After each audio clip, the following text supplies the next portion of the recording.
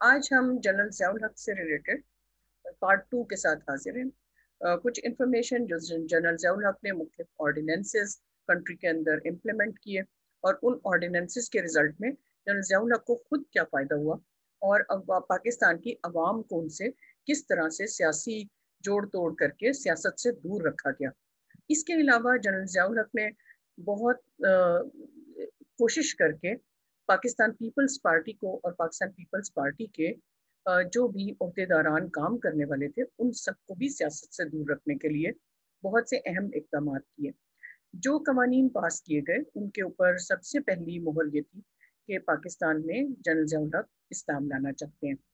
اور بہت سارے اسلامی گروپس بھی ان کے ساتھ اسی وجہ سے شامل ہو گئے، اور انہوں نے بہت کوشش کی کہ ضیاء الحق صاحب جتنا زیادہ عرصہ پاکستان میں اسٹے کر سکتے ہیں گورنمنٹ میں، کیونکہ اس سے ان اسلامی سیاسی جماعتوں کو یہ اس ساری ڈیٹیلز اور جو رولز امپلیمنٹ کیے گئے ہیں اس میں اسلام کو سیاست کے ساتھ ملا کر کس طرح استعمال کیا گیا اس کے بارے میں بات کی جائے گی۔ اسلامی قوانین پاکستان میں تمام عوام کے موسٹ اپریشیٹڈ اور موسٹ فیوریٹ قوانین ہیں، اور اسی قانون کے مطابق، اسلامی قوانین کے مطابق، شریعت کے مطابق ہی پاکستان کا ملک لیا گیا ہے، کیونکہ ہم ہندوؤں کے ساتھ مل جل کر نہیں رہ سکتے تھے، جہاں پہ ہمارے دین کو ہر وقت لیٹ ڈاؤن کیا جاتا تھا اور مسلمانوں کو فورس کیا جاتا تھا کہ وہ دین کو چھوڑ دیں۔ لیکن یہاں پر دیکھیں گے کہ اسلام کے نام کو کس طریقے سے اسلامی قوانین کی امپلیمنٹیشن کو، اسلام کے نام کو، اسلامک رولز کو، شریعہ کے رولز کو کس طریقے سے کنٹری کے اندر ایسے انٹروڈیوس کرایا گیا جس سے کہ سیاسی طور پر فائدے لیے جا سکیں۔ تو ان ڈیٹیلز کو دیکھتے ہیں، کیا واقعی وہ سیاسی طور پر فائدہ مند بنے، یا پھر ان کی وجہ سے ملک میں اسلامک قوانین زیادہ مضبوط ہوئے۔ تو ان سب ڈیٹیلز کو ہسٹری کی فیکچول ڈیٹیلز کے ساتھ آج ہم دیکھتے ہیں۔ ہمارا آج کا مین کوسچن آف ڈسکشن یہی ہے کہ کیا واقعی ضیاء الحق صاحب نے جو اقدامات کیے تھے انہوں نے ملک میں اسلامی قوانین امپلیمنٹ کیے یا نہیں کیے۔ پوری ڈیٹیلز کو ہم فیکٹس کے ساتھ دیکھیں گے اور پھر اس کو ایویلیویٹ کریں گے۔ ان فیکٹس کو جس طرح سے ہسٹری میں نیریٹ کیا گیا اسی طرح سے ان فیکٹس کو ہم ایویلیویٹ کریں گے۔ اس میں ہم اپنی جب بھی خاص طور پہ ہسٹری کے اسٹوڈنٹس کو یہ خیال رکھنا چاہیے کہ کسی بھی معاملے میں ان کی کوئی پرسنل لائکنگ یا ڈس لائکنگ نہیں ہوتی، تو اسی لیے ہمیشہ فیکٹس کو فیکچول وے میں دیکھیں اور ان کو سمپلی ایویلیویٹ، ریشنل وے میں ایویلیویٹ کریں، اور پھر اس کو اسٹڈی کرتے چلے جائیں۔ تو جنرل ضیاء الحق کا دور 1977 سے 88 تک کا تھا، تقریباً 11 سال کا دور تھا، اور پھر اس زمانے میں کچھ عرصہ تو مارشل لاء امپلیمنٹ رہا کنٹری میں، اور پھر کچھ عرصہ کے بعد 1987 میں جب انہوں نے الیکشنز کروائے تو ریفرینڈم کے ذریعے کنٹری کے پریزیڈنٹ کے طور پر بھی کام کیا۔ تو آج ہم سیاسی جوڑ توڑ اور پاکستان کے عوام کے سیاسی حقوق کے بارے میں بھی دیکھیں گے کہ کتنا کام کیا گیا، اور پاکستان کے عوام نے پھر اپنے سیاسی حقوق کے حصول کے لیے کیا کیا کوششیں کی، کیا وہ کامیاب ہوئے یا نہیں ہوئے۔ تو آئیے ان سب ڈیٹیلز کو دیکھتے ہیں۔ اس پر دیکھنے سے پہلے، آگے بڑھنے سے پہلے چینل کو سبسکرائب کر لیں، بیل آئیکن کو بھی پریس کر لیں تاکہ اگلی آنے والی ویڈیوز بھی آپ کو ملیں، اور ان ویڈیوز کو اپنے فرینڈز کے ساتھ شیئر بھی کریں۔ ویڈیو پسند آئے تو لائک کر دیجیے۔ آئیے دیکھتے ہیں سب سے پہلے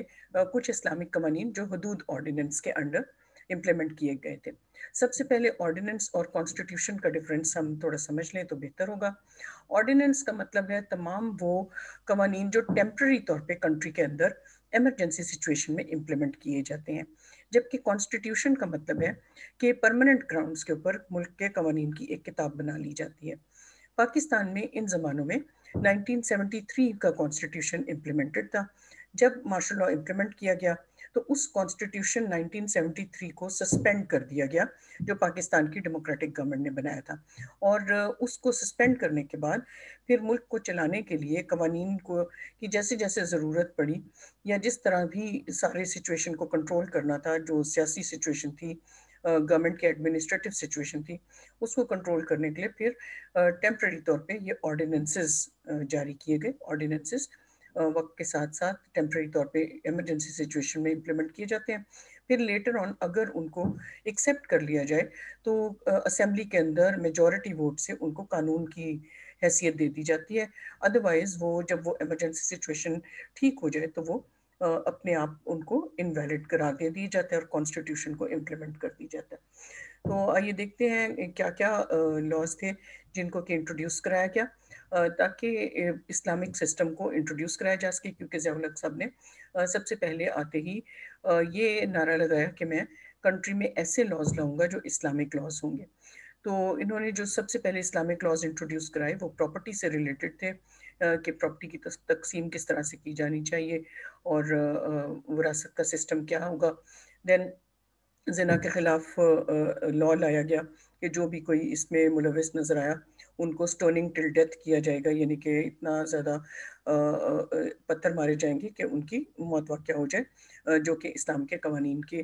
مطابق پنشمنٹس امپلیمنٹ یا شو کی گئی ہیں یا ڈسکرائب کی گئی ہیں. قذف کا قانون بھی انٹروڈیوس کرایا گیا جس کا مطلب تھا کہ اگر کوئی کسی پر جھوٹا الزام لگاتا ہے جس سے اس کی ریپیوٹ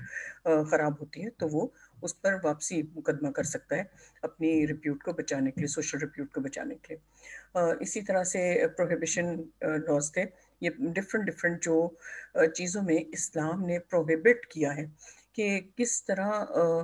کون سی چیزیں ہیں جہاں جو کہ نہیں کرنی، ان سے منع کیا گیا ہے، ان سب چیزوں کے بارے میں بھی لاز لائے گئے. یہاں ایک چیز مینشن نہیں کی، جیسے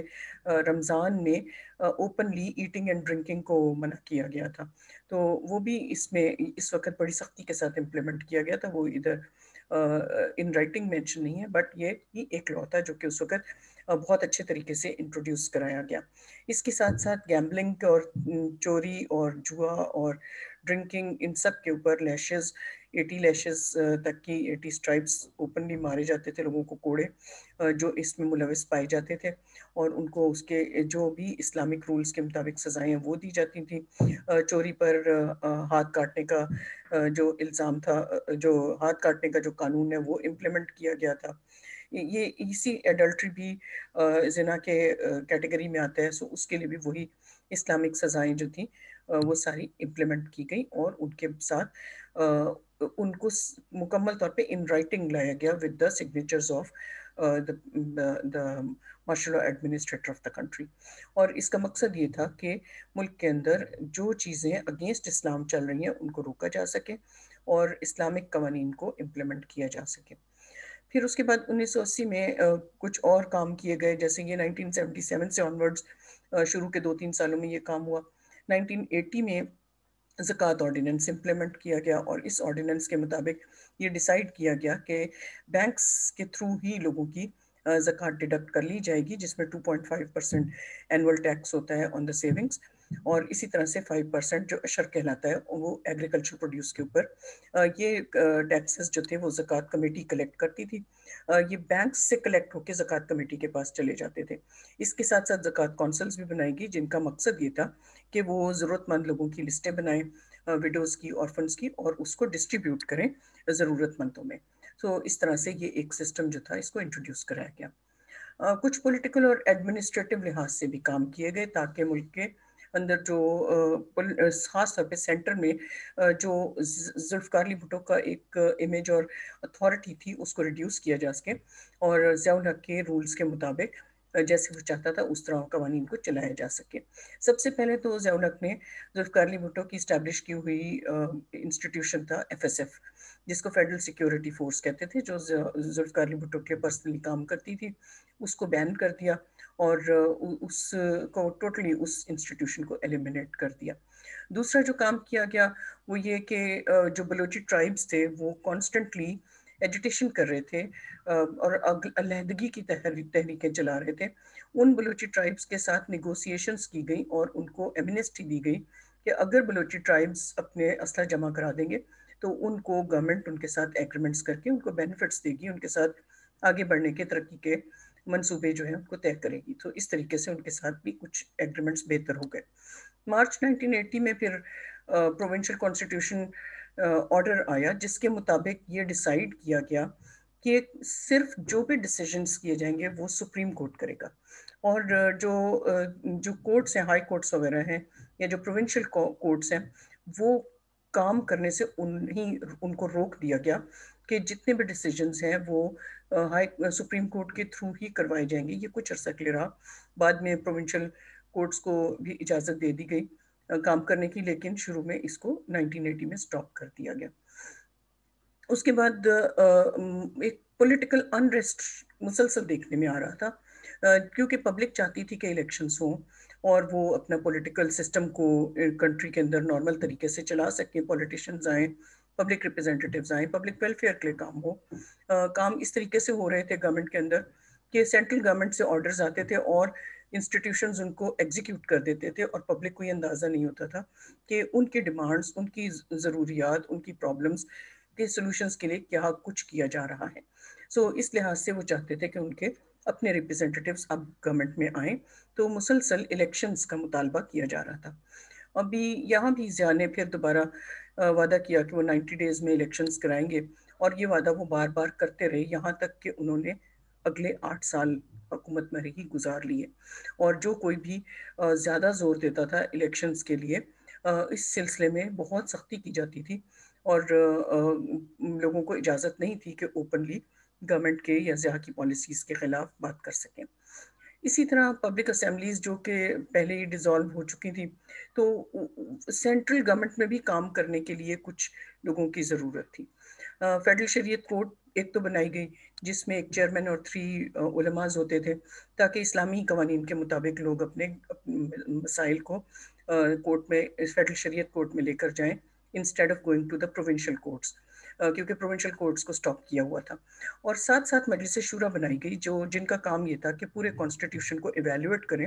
اور کوئی بھی چیز اگر اگینسٹ اسلام ہے تو اس کو ایلیمینیٹ کر دیا جائے۔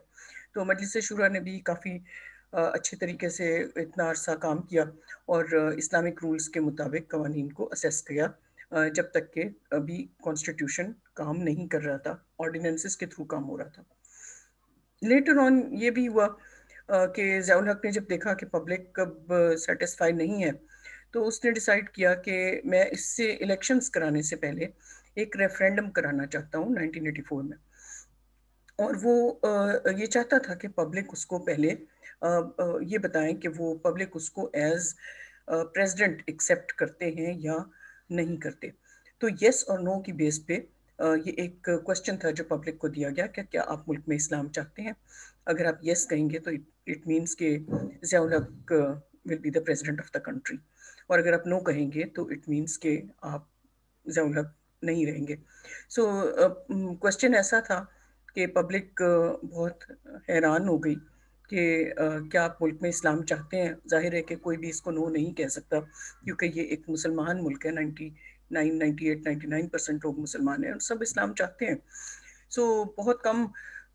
ووٹنگ کرنے والے لوگ دیکھے گئے پولنگ بوتھس میں۔ بہرحال الیکشن ریفرینڈم کے ریزلٹس یہ نکلے کہ 99% لوگوں نے ضیاء الحق کو پریزیڈنٹ آف پاکستان ایکسیپٹ کر لیا ہے،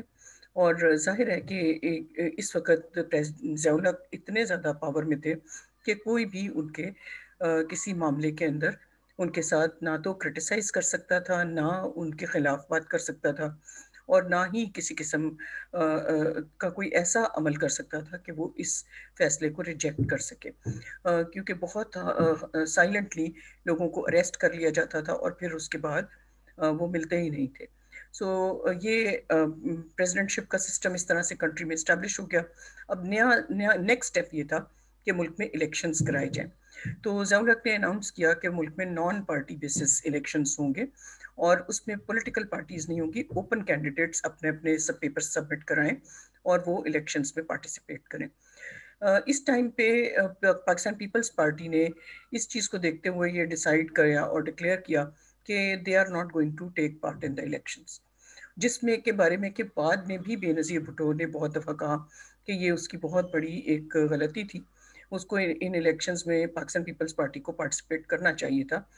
ایز اوپن کینڈیڈیٹس ہی وہ سب لا میکنگ کونسل میں آ جاتے اور کنٹری کے غلط لاز بننے سے روک سکتے تھے۔ بہرحال اس وقت اوپن کینڈیڈیٹس لیگل سسٹم میں انٹر ہو گئے in result of these elections. Muhammad Khan Junejo جو بہت پاپولر بندے نہیں تھے، اس کے بعد اس وقت پہلی بار لوگوں نے ان کو پبلک آفس میں دیکھا تھا، اور وہ پاکستان کے پرائم منسٹر بن گئے. اور اس اسمبلی کے تھرو میجورٹی ووٹ سے ضیاء الحق نے پریشرائز کر کے یا ان کی مرضی کے مطابق، اسمبلی کی مرضی کے مطابق، یا کوئی سیاسی جوڑ توڑ کر کے، یا جس بھی طریقے سے it is all done in the assembly, ایک لا پاس کرایا جس کا نام ایٹھ امینڈمنٹ تھا. ایٹھ امینڈمنٹ وہ امینڈمنٹ تھی کانسٹیٹیوشن 1973 میں، جس نے یہ مینشن کیا کہ پاکستان میں پرائم منسٹر جو کہ ہائیسٹ پوسٹ اور ہائیسٹ پاور رکھتے تھے، وہ اپنی power no more will be like that, بلکہ اس کی بجائے president will get the power to dismiss the prime minister and to dissolve the assembly. اور جب بھی کبھی پریزیڈنٹ یہ سمجھیں گے کہ ملک میں قانون اچھے طریقے سے نہیں چل رہا یا وہ ڈسسیٹسفائی ہوں گے، تو he can dismiss the prime minister and he can dissolve the assembly. Eighth amendment pass ہو گئی، اور اس کے بعد ہمارا 1973 کا کانسٹیٹیوشن امپلیمنٹ کر دیا گیا، بیکاز 1973 کے اور پلس جو بھی آرڈیننسز پریویسلی جنرل ضیاء الحق نے امپلیمنٹ کیے تھے، ان سب کو بھی لیگل سٹیٹس دے دیا گیا. سو اس طریقے سے کانسٹیٹیوشن کو democratic prime minister parliamentarian constitution سے کنورٹ کر کے ایک پریزیڈنشل کانسٹیٹیوشن کی شکل دے دی گئی. ساتھ ساتھ میں جہاں ایڈمنسٹریٹو اور پولیٹیکل چیزیں چل رہی تھیں، ظاہر ہے اکنامک لحاظ سے بھی کام کیے جا رہے تھے. It was a long time period, اور بہت سارے ایسے کام کیے گئے جن سے کہ لارجر اسکیل پہ پاکستان کے لیے اسٹریٹجیکلی بہتر سچویشن ہو سکے. تو انڈسٹریز اور بزنسز جو ذوالفقار علی بھٹو نے نیشنلائز کر لیے تھے، ان کو پرائیویٹائز کر دیا گیا، اور وہ مختلف کمپنیز کو سیل کر دیے گئے، اور اسی کو denationalisation programme of Zia ul-Haq کہتے ہیں. اس کے بعد پرائیویٹ سیکٹر کو انوائٹ کیا گیا کہ آپ انویسٹ کریں، فورن انویسٹرز کو بھی بلایا گیا کہ آپ انویسٹ کریں، اور آپ اپنے بزنسز اچھے طریقے سے فریلی پاکستان میں کریں. No one is going to nationalize that. Interest free banking system کو بھی انٹروڈیوس کرایا گیا. فارمرز کے لیے یہ سوچا گیا کہ ٹریکٹرز اور ماڈرن ایگریکلچرل اکوپمنٹس لیں، اور انٹرسٹ فری بینکنگ کے لیے کافی کوشش کی گئی، اگرچہ یہ بہت اچھے طریقے سے پراپرلی اس وقت امپلیمنٹ نہیں ہو سکا، کیونکہ بینکس کا پورا سسٹم انٹرنیشنلی انٹرسٹ بیسڈ ہے. سو پاکستان اپنے آپ کو اس سے آئسولیٹ کرتا، تو ان کو یہ کلیئر نہیں تھا کہ how they were going to work for that. So اسی لیے یہ اگرچہ اٹ واز وش، اور اس کے لیے کوشش کی گئی، profit loss basis in system of banking introduce کرایا گیا، لیکن اس سے جو لوگ بینک میں پیسے انویسٹ کرتے تھے ان کا یہ خیال تھا کہ ان کو اتنا ٹرسٹ نہیں تھا کہ اگر ان کو لاس شو کیا گیا تو، اور ان کو وہ لاس ان کو لینا پڑا تو ایز کسٹمرز، تو was it a fair or real loss or not. So اس طریقے سے it was not very successful. Pakistan steel mill اور کراکرم ہائی وے کو بھی کمپلیٹ کیا گیا. سول اور ملٹری مین پاور کو ڈفرینٹ ایگریمنٹس کے مطابق یونائٹڈ نیشنز کے انڈر مختلف کنٹریز میں فائٹ کرنے کے لیے بھیجا گیا، جو دنیا میں مختلف جگہوں پہ صومالیہ، سوڈان وغیرہ وارز ہو رہی تھی، اور ان کے ریزلٹ میں یہ پاکستان ملٹری نے بہت سے ریمیٹنسز ارن کیے. ملٹری اینڈ اکنامک ایڈ بھی پاکستان میں بہت ساری آئی، جو کہ افغان رشیا وار کے دوران انٹرنیشنلی آ رہی تھی. ویمن کا سٹیٹس جو تھا وہ، کیونکہ ذوالفقار علی بھٹو کی دو فیملی ممبرس تھیں، نصرت بھٹو اینڈ بے نظیر بھٹو. نصرت بھٹو ان کی وائف اور بے نظیر بھٹو ان کی بیٹی، جو ضیاء کے خلاف بہت ایکٹیوسٹ تھیں، ایکٹیو موومنٹ چلا رہی تھیں مسلسل. They were out of country, but Zia کو ہمیشہ ان سے خطرہ رہتا تھا کیونکہ ان کی پبلک فیم بہت زیادہ تھی.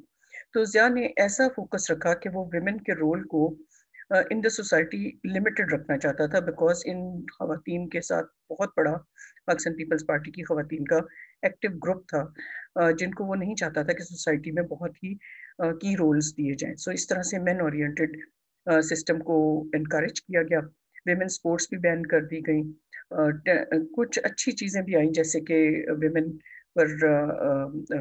were introduced with head covers when they were coming on television or when they were appearing in any public gathering. So اس طریقے سے اسٹیٹس آف ویمن جو تھا اس کو ایک لمیٹڈ سسٹم کے اندر کر دیا گیا. اگر ہم ایویلویٹ کریں ضیاء الحق کی ان آرڈیننسز کو اور اس پولیٹیکل سینیریو کو، تو ہم دیکھ سکتے ہیں کہ جنرل ضیاء کی تو ڈیتھ ہو گئی 11 ایئرس کے بعد پلین کریش میں، لیکن انہوں نے جو ایک strong autocratic presidential system introduce کرا دیا بائی 8th امینڈمنٹ، وہ لیٹر آن پاکستان کو اگلے 10 سال کے لیے بہت برے طریقے سے ہرٹ کرتا رہا، کیونکہ 1990 سے 99 تک مختلف پریزیڈنٹس آتے رہے، جیسے غلام اسحاق خان تھے، اور یہ ایسے ایک بنیاد تھی جس میں کہ پریزیڈنٹس بہت آسانی کے ساتھ ڈسمس کر دیتے تھے پرائم منسٹرز کو، اور پوری کی پوری اسمبلی کو ڈیزالو کر دیتے تھے۔ تو پولیٹیکل سینیریو میں اگر ہم نیکسٹ 10 ایئرس کی گورنمنٹس کو دیکھیں تو کوئی بھی گورنمنٹ 2 سال 2.5 سال 3 سال سے زیادہ نہیں چل سکی۔ سو اس 8th امینڈمنٹ نے بہت لانگ لاسٹنگ امپیکٹس ڈالے۔ ساتھ ساتھ میں ریلیجیس ایکسٹریمزم اور پاکستان میں